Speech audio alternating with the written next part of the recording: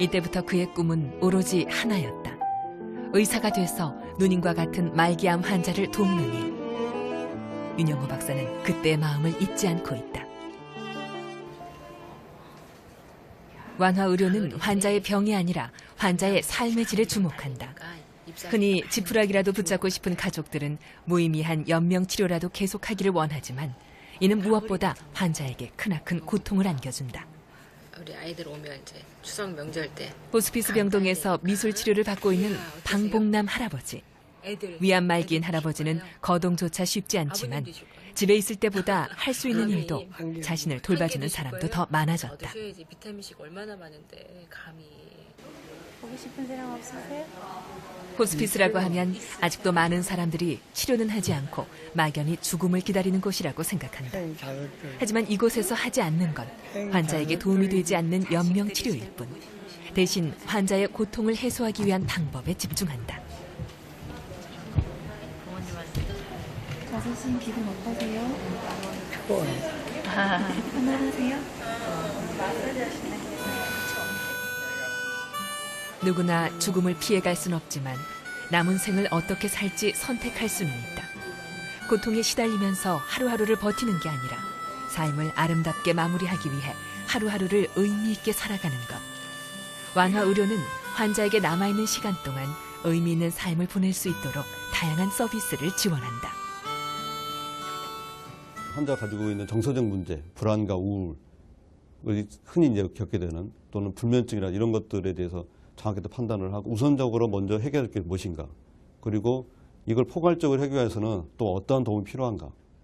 그래서 그 의사만이 아니라 의사와 간호사, 그다음에 영양사 또는 사회사업사, 또 그다음에 성직자 이런 분들이 한 팀으로 인해서 팀으로 만들어서 환자 중심의 문제 해결을 같이 해주기 때문에 오히려 완화의료를 받은 환자는 그 전보다 더 집중적인 의료인의 서비스를 받게 되고 다양한 문제를 해결하기 때문에 완화의료를 이용하지 않는 환자에 비해서 삶의 질이 상당히 호전된다고 볼 수 있습니다.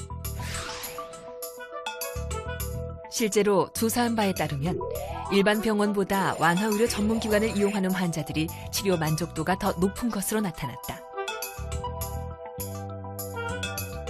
일반적으로 호스피스를 이용하면 더 빨리 사망할 거라는 편견도 있지만 윤영호 박사의 연구 결과를 보면 환자의 생존율은 별다른 차이가 없다.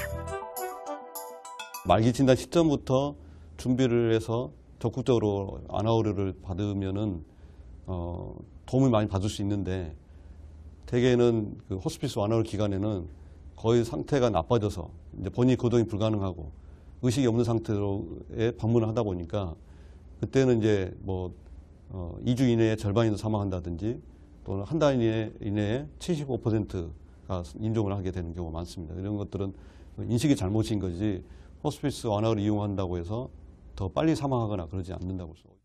네, 그런 건 아니에요. 호스피스 완화 의료라고 해서 반드시 병원에 입원하거나 외래 진료를 다녀야 하는 것은 아니다. 환자의 상태나 여건에 따라서 가정 방문 호스피스를 신청할 수도 있다. 통증 정도하고 병의 진행 정도가 꼭 비례하는 건 아니에요. 제가 의외로 오늘 걱정을 많이 하고 왔는데 이 통증이 생긴 것 때문에 내가 더 아픈 게 아닌가 그런 생각이 많이 드셨을 것 같아요. 올해는 자연이 멈춰지겠구나. 네, 그 생각을 하죠. 근데 그것 때문에 불안해 안 하려고.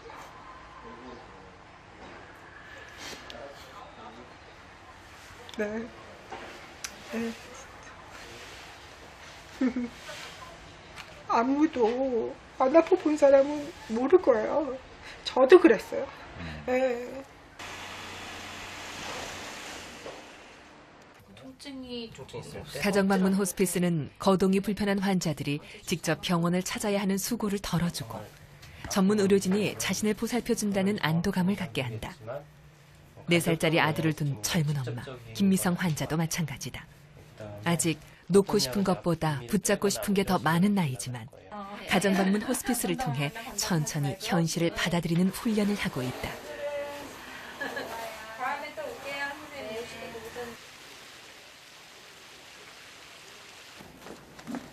올해 대장암 말기 판정을 받은 이오키 환자는 마지막 시간을 보낼 장소로 호스피스 병동을 선택했다.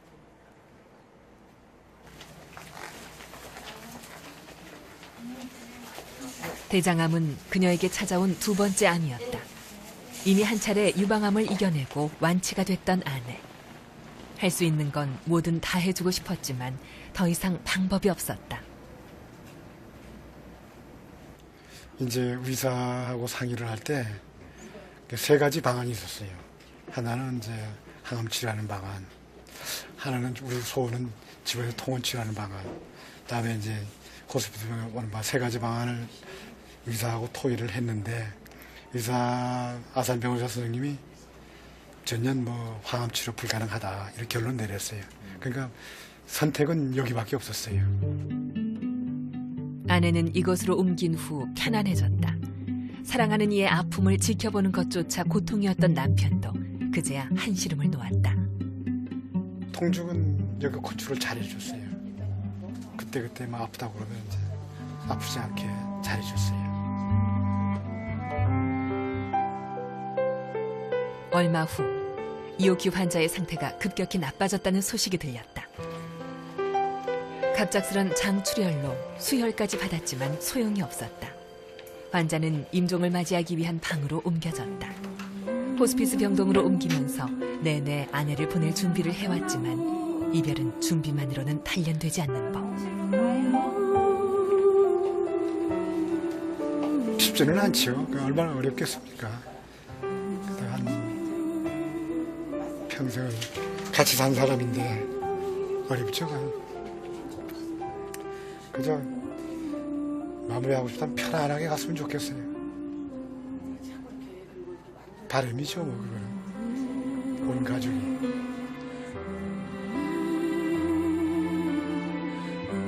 남편은 사경을 헤매는 아내 앞에서 한참 동안 무엇인가를 얘기했다. 떠나는 사람에게도 보내는 사람에게도 이별을